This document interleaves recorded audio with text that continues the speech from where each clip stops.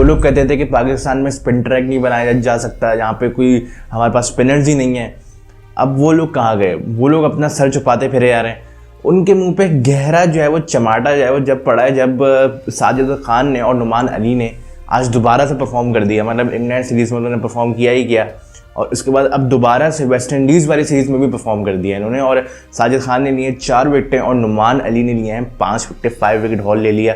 साजिद खान भी चाह रहे थे कि 5 विकेट हॉल ले लें, अनफॉर्चुनेटली वो नहीं ले पाए। अबरार अहमद ने आखिरी विकेट ले ली और इस तरीके से जो है वो 10 विकेटें उनकी वेस्ट इंडीज़ की गिरी गई। वेस्ट इंडीज़ की जो एक्सपेक्टेशन थी वो हम यही लगा रहे थे कि भाई ये स्पिनर्स को नहीं कह सकते, और यही हुआ। अगर आप स्टैट्स को देखें तो जो टीम इंटरनेशनल क्रिकेट में सबसे ज़्यादा स्पिनर्स पर स्ट्रगल करती है वो न्यूजीलैंड है, लेकिन न्यूजीलैंड के बाद जो सबसे ज़्यादा स्ट्रगल करती है स्पिनर्स में वो वेस्ट इंडीज़ है। मतलब आफ्टर न्यूजीलैंड सबसे कम एवरेज है वेस्ट इंडीज़ बैट्समैन की अगेंस्ट स्पिनर्स, तो यही हुआ। और 5th नंबर पे वैसे पाकिस्तान भी थी उसमें, लेकिन थैंक्स टू 1-2 प्लेयर्स हमारे हैं जो कि स्पिनर्स को फिर भी अच्छा खेल लेते हैं। जैसे हमारे सऊद शकील हैं, वो काफ़ी अच्छे खेल लेते हैं। ऑलमोस्ट उनकी 100 के करीब उनकी जो है वो एवरेज है अगेंस्ट स्पिनर्स, तो मतलब बहुत ही ब्रिलियंट है वो अगेंस्ट स्पिन। और रिजवान भी थोड़ा बहुत खेल लेते हैं, स्वीप शॉट लगा लेते हैं, तो वो भी स्पिनर्स को खेलना जानते हैं। तो कुछ हमारे प्लेयर्स हैं जो स्पिनर को खेल लेते हैं, लेकिन ज़्यादातर प्लेयर्स जो हमारे हैं वो भी स्पिनर्स को स्ट्रगल करते हैं। बहरहाल जब दिन स्टार्ट हुआ, जो पाकिस्तान की बैटिंग चल रही थी, पहली इनिंग की चल रही थी पाकिस्तान की, और ये उस वक्त जो है वो पाकिस्तान का जो स्कोर था 140 के करीब था, और 140 के बाद 90 रन और एड ऑन हुए 230 पे पाकिस्तान की जो इनिंग है वो क्लोज हुई। सऊद शकील ने बनाए 84 रन्स और रिजवान ने बनाए 71 रन्स। काफ़ी अनलकी रहे नुमान अली, बॉलिंग में नहीं बैटिंग में अनलकी रहे, मतलब रन आउट हो गए और काफ़ी मिस कैलकुलेशन हो गई। रिजवान ने रन कॉल किया था कि भाई नुमान अली को आके भाई आप रन भागो, अब वो रन भागने लगे तो रिजवान को समझ आया कि भाई तो इम्पॉसिबल है, वो रन हो ही नहीं सकता, तो फिर वो वापसी चले गए क्रीज पे, और नुमान अली उस वक्त आधी क्रीज पे आ चुके थे। अब वो वापसी जाने लगे नुमान अली, तो टाइम ही नहीं बचा था, रन आउट हो गए। और ये काफ़ी अनलकी थी चीज़ इस वजह से थी क्योंकि नुमान अली बैटिंग अच्छी करना जानते हैं, और ज़्यादा रन हमारे 30-40 रन तकरीबन और ऐड हो जाते हैं अगर नुमान अली क्रीज पे रहते हैं। लेकिन बहरहाल उसके बाद साजिद खान आए, साजिद खान ने 18 रन मार दिए और छक्के चौके लगाए उन्होंने, तो उन्होंने भी अच्छा खेला। और एक्सपेक्टेशन भी यही थी कि साजिद खान वैसे अच्छा खेल लेते हैं इन पिचेस पे भी, पाकिस्तानी पिचेस पे बैटिंग अच्छी कर लेते हैं। और उसके बाद खैर पाकिस्तान का जो स्कोर है वो 230 पे क्लोज हुआ, 230 पे ऑल आउट हो गई थी हमारी टीम। फिर उसके बाद जब बॉलिंग आई हमारी तो तबाही मचा दी। मतलब बॉलिंग में जो है वो पहला ओवर कराया साजिद खान ने, सही है, और दूसरा ओवर कराया खुर्रम शहजाद ने। अब न्यू बॉल से आप एक्सपेक्टेशन लगाते हैं कि भाई फास्ट बॉलर को बॉल मिलेगी, तो न्यू बॉल से फास्ट बॉलर को मिली, लेकिन सेकंड ओवर मिला, लेकिन उसके बाद एक भी ओवर नहीं मिला खुर्रम शहजाद को। मतलब एक ही ओवर उन्होंने कराया पूरी इनिंग में। साजिद खान ने कराए 12 ओवर, 4 उन्होंने विकेटें ली हैं और 5.4 की इकनॉमी से बॉल कराई है। नुमान अली ने कराए हैं 11 ओवर और इन्होंने 2 मेडन्स भी कराए हैं। उसके अलावा इन्होंने 5 विकेट लिए हैं और 3.5 की इकनॉमी से बॉलिंग कराई है। उसके बाद अबरार अहमद बचे थे। अबरार अहमद का वही हाल था जो जाहिद महमूद का इंग्लैंड सीरीज़ में हुआ था, तो फील्डिंग के लिए वो आए थे। खैर उन्होंने 1 विकेट ले ली और 1.2 ओवर्स उन्होंने सिर्फ कराए हैं, और उसमें इनका 4.5 का इकनॉमी भी रहा। और वेस्ट इंडीज़ के जो बैटर्स हैं ना वो बिल्कुल भी खेल ही नहीं पा रहे थे स्पिन को। मतलब 66 पे उनके 8 खिलाड़ी आउट हो गए थे, और अब मतलब एक के बाद एक खिलाड़ी आउट हो जा रहे थे, और यही हमें देखने को मिला। मतलब लेकिन इसके बाद क्या हुआ, इसके बाद ये हुआ कि जब 66 पे 8 खिलाड़ी आउट हो गए तो उसके बाद जो आखिरी के जो 2 बैट्समैन, आखिरी की 2 पार्टनरशिप थी ना वो अच्छी लग गई। तो जो सेकंड मतलब उसके बाद 9वीं विकेट जो गिरी है वो 91 रन पे गिरी, और फिर जो आखिरी विकेट गिरी है वो गिरी है 137 रन पे। तो 137 रन इन्होंने वेस्ट इंडीज़ ने बनाए हैं। उसके बाद फिर पाकिस्तान की दोबारा जब बैटिंग आती है तो पाकिस्तान के पास ऑलरेडी लीड थी, तो उनके पास चांस भी था कि वो आगे और लीड बढ़ाएं, और यही हुआ। वेस्ट इंडीज़ यानी ट्रेल कर रही थी 93 रन से, और उसके बाद जब पाकिस्तान की बैटिंग जब आई है तो फिर शान मसूद ने 50 बनाई, और 50 बना के वो अनफॉर्चुनेट मैनर पे आउट हो गए, मतलब रन आउट हो गए वो भी। और उसमें नॉन स्ट्राइकर एंड पे खड़े हुए थे कामरान गुलाम, और उसमें मिस मैनेजमेंट हो गई। जैसे आपने वैसे रिजवान और नुमान अली वाले सीन में आपने देखा था कि वही मिस कैलकुलेशन हो गई और रन आउट हो गए, तो इसमें भी यही हुआ। शान मसूद रन लेने में रिलक्टेंट थे, कामरान गुलाम जो है वो रन लेने के लिए भाग गए, और शान मसूद आधी क्रीज तक रिलक्टेंट ही हो रहे थे। उनको समझ नहीं आ रहा था कि वो पीछे वापसी जाएँ या वो आगे जाएँ। अलबत्ता अगर वो रिलक्टेंट नहीं भी होते ना और बहुत ज़्यादा उनके दिमाग में ओवर थिंकिंग नहीं भी होती, तो अगर उनको फोकस करते और सीधा बस भाग जाते हैं अगर नॉन स्ट्राइकर एंड पे भी और बीच में रुकते नहीं एक सेकंड के लिए भी, तो ये रन भी हो जाता, बच जाते हो। लेकिन मिसकैलकुलेशन जैसे कहते हैं आप, वो मिसकैलकुलेशन हुई और शान मसूद रन आउट हो गए। 50 बना के तकरीबन फ़ौरन से ही वो आउट भी हो गए।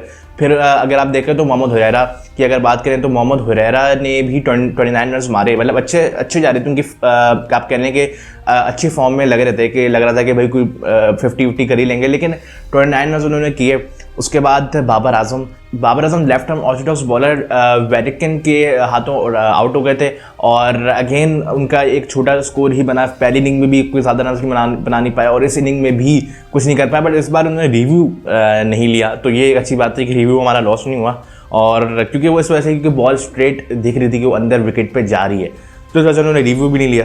मतलब अगर देखें तो 3 खिलाड़ी हमारे आउट हो चुके हैं, मतलब शान मसूद आउट हुए, बाबर आजम आउट हुए, इसके अलावा मोहम्मद हुरैरा आउट हुए। शान मसूद जब आउट हुए तो हमारी टीम का जो स्कोर था वो था 106 फॉर 3, और उसके बाद अभी क्रीज पे खड़े हुए सऊद शकील और कामरान गुलाम, और पाकिस्तान लीड करता है 202 रन से। अगर यहाँ पे हम लोग तकरीबन ऑल आउट भी हुए हैं ना, तो 202 रन मतलब अच्छा टारगेट भी होगा, क्योंकि आपको पता है कि वो लास्ट टाइम 230 बनाए थे और वो 137 पे ऑल आउट हो गए थे। वो भी आखिरी में आप कह रहे हैं कि अच्छी पार्टनरशिप हो गई उनके टेल एंडर्स के दरमियान, तो यहाँ तक स्कोर पहुँच गया, वरना वो अंडर 100 भी आउट होने जा रहे थे। लेकिन खैर अभी की अगर बात करें तो यहाँ पे 202 रन हो चुके हैं, तो मजीद भी और रन होंगे, क्योंकि सऊद शकील जैसा बैटर अभी क्रीज पे, कामरान गुलाम क्रीज पे है, उसके अलावा अभी रिजवान और सलमान अली आगा भी बाकी हैं, उसके अलावा हमारे जो ब्रायन लारा साहब भी बाकी हैं, नुमान अली, और फिर आखिरी में साजिद खान भी बाकी हैं। तो इतनी ज़्यादा आपकी बैटिंग डेप्थ है। और जैसे मैंने कहा था कि जो टीम 11 प्लेइंग 11 बनाई गई है, जो कि आपको मैंने जब प्लेइंग 11 अनाउंस की थी, जो आपको मैंने बताया था कि प्लेइंग 11 जो है ना वो परफेक्ट लग रही है इस बार, क्योंकि एक हमारे फास्ट बॉलर हमने खिलाया जो कि जेन्युइन फास्ट बॉलर है, न्यू बॉल से बॉलिंग भी करना जानते हैं, रिवर्स स्वीप भी करना जानते हैं, और उसके अलावा बैटिंग डेप्थ भी अगर आप देख लें, आमिर जमाल को हमने रेस्ट कराया तो बैटिंग डेप्थ आपको लग रहा हो कि भाई वो कम हो गई है, ऐसा नहीं है। नुमान अली, साजिद खान बैटिंग करना जानते हैं। अनलकी हो गए नुमान अली इस बार, लेकिन इस दफ़ा अनलकी नहीं होंगे और वो भी अच्छे रन बना सकते हैं। साजिद खान ने भी 18 रन बनाए। तो ये दोनों ऐसे प्लेयर हैं जो कि बैटिंग भी करना जानते हैं। तो हमारी बैटिंग डेप्थ भी अच्छी है और बॉलिंग भी हमारी इतनी अच्छी है कि अबरार अहमद और खुर्रम शहजाद को भी समझने के एक ही ओवर तकरीबन मिला।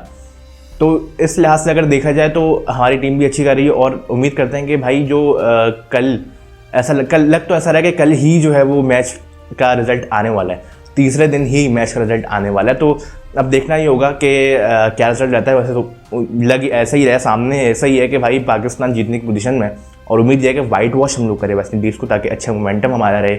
बाकी अगर मैं आपको सऊद शकील के बारे में मैं बात करूं, सऊद शकील की बात करना बहुत ज़्यादा ज़रूरी इस वजह से भी है क्योंकि भाई सऊद शकील हमारी टीम के मेन प्लेयर हैं, क्रूशल टाइम पे स्कोर करके देते हैं। और इनके बारे में काफ़ी लोग कम ही बात करते हैं, काफ़ी अंडर अप्रिशिएटेड और अंडर रेटेड प्लेयर हैं टीम के।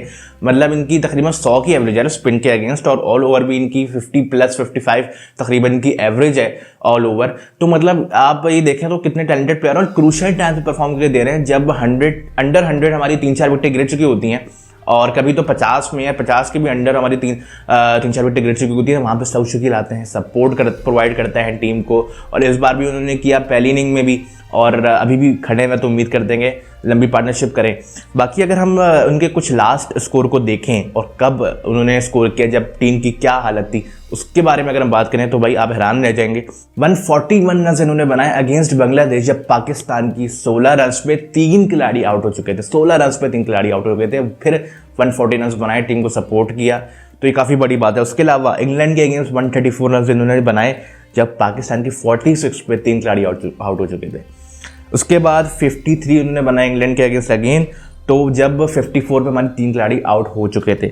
इसके बाद 208 रन पिच पे नॉट आउट रहे थे श्रीलंका के अगेंस्ट, जहाँ पे रैंक टर्नर्स होती है। मतलब आप देखें तो वहाँ पे सबसे खतरनाक पिच होती है पूरी दुनिया में, सबसे ज़्यादा जो टर्निंग पिच होती है वो श्रीलंका में होती है। वहाँ पे 68 रन पे 3 खिलाड़ी हमारे आउट हो चुके थे, वहाँ पे इन्होंने 208 रन बनाए नॉट आउट, जिसकी वजह से हम सीरीज़ जीते हैं। उसके अलावा अगर हम बात करें तो 84 रन उन्होंने बनाया अगेंस्ट साउथ अफ्रीका, जो रिसेंटली अभी बनाए। वो बनाए जब 74 रन में हमारे 3 खिलाड़ी आउट हो चुके थे। बाबर आजम खड़े हुए थे नॉन स्ट्राइकर एंड पर उनके साथ, और वहाँ पे 84 रन उन्होंने बनाए। उसके अलावा 84 रन उन्होंने बनाए अगेंस्ट वेस्ट इंडीज़, जो आज ही मतलब बनाए हैं पहली इनिंग में वेस्ट इंडीज़ के अगेंस्ट। तो उसमें यह वो इन्होंने 31 रन पे जब हमारे 3 खिलाड़ी आउट हो चुके थे, जब इन्होंने ये रन बनाया और टीम का स्कोर आगे बढ़ाया। तो ये काफ़ी बड़ी बात होती है एक प्लेयर के लिए कि वो जब क्रूशियल टाइम हो, जब प्रेशर हमारे सर पे हो और सामने वाली टीम के पास मोमेंटम हो, तो आप जो है वो खड़े रहो टीम के साथ और वहाँ पे पार्टनरशिप बिल्ड करो, या पार्टनरशिप नहीं भी बिल्ड करो तो आप रन्स बनाओ टीम के लिए और जो है वो मोमेंटम अपनी तरफ करो। तो ये काफ़ी बड़ी बात होती है और आज भी हमें देखा। लेकिन एक अच्छी बात एक और थी कि पहली इनिंग में जहाँ पे विकेट्स तो हमारी ऑलरेडी बहुत सारी गिर चुकी थी जल्दी, मतलब हमारे अब 31 पे 3 खिलाड़ी आउट हो चुके थे, लेकिन उसके बाद जब वो 2 प्लेयर ऐसे खड़े रहे, पार्टनरशिप उन्होंने बिल्ड की जिसकी बहुत ज़रूरत थी, रिजवान और सऊद शकील। अच्छा, ये रिजवान और सऊद शकील की मैं बात इसमें दोबारा इस वजह से कर रहा हूँ क्योंकि पार्टनरशिप बिल्ड हमारी नहीं हो रही थी इससे पहले। मतलब हम लोग जो है ना, जब भी क्रूशियल टाइम आता है विकेट गिरना शुरू हो जाती है, तो एक एंड से हमारी विकेट गिरती रहती है। बेशक एक एंड से एक प्लेयर खड़ा रहे और स्कोर करता रहे, लेकिन एक एंड से हमारी विकेट गिरना बंद नहीं होती। जब भी पार्टनरशिप हमारी बनती नहीं है और टीम जो है वो का स्कोर बढ़ा नहीं जाता। लेकिन एक अच्छी बात ये थी, अगर सऊद शकील खड़े हुए थे, उन्होंने 84 रन मारे, तो साथ में रिजवान भी खड़े हुए थे, 70 रन उन्होंने मारे। तो उसमें मेन जो चीज़ हाईलाइट करने की ज़रूरत है, वो मेन चीज़ ये कि रिस्पॉन्सिबिलिटी शो की दोनों प्लेयर्स ने। तो सेंस ऑफ रिस्पॉन्सिबिलिटी होती है, सीनियर्स शो करते हैं रिस्पॉन्सिबिलिटी, और यही हुआ। सऊद शकील और रिजवान दोनों ने रिस्पॉन्सिबिलिटी शो की, जिसकी हमारी टीम को बहुत ज़्यादा ज़रूरत थी। वर्ल्ड टेस्ट चैंपियनशिप तो अब ख़त्म हो गई हमारी। World test championship all over, उसमें अगर ये दोनों मतलब अगर पार्टनरशिप ऐसी चलती रहती, इन दोनों के दरमियान ही चलती तो किसी और के दरमियान चलती, तो फिर वर्ल्ड टेस्ट चैंपियनशिप में हमारी अच्छी कंडीशन में हम होते हैं। बट अभी काफ़ी बुरी हाल है। अब ये कि ये हो रहा है कि वेस्ट इंडीज़ अगर जीत जाता है तो Pakistan bottom of the table पे आ जाएगा, अगर पाकिस्तान जीत जाता है तो West Indies bottom of the table पे आ जाएगा। तो जो है वो ये जंग इस चीज़ की हो रही है, कौन बॉटम ऑफ द टेबल से आने से बच जाता है इसकी जंग हो रही है। तो उम्मीद तो ये करता है वाइट वॉश करे वेस्ट इंडीज़ को पाकिस्तान। बाकी आज के लिए इतना ही, मिलते हैं अगली वीडियो में। अपना बहुत ज़्यादा ख्याल रखेगा। अल्लाह हाफ़िज़।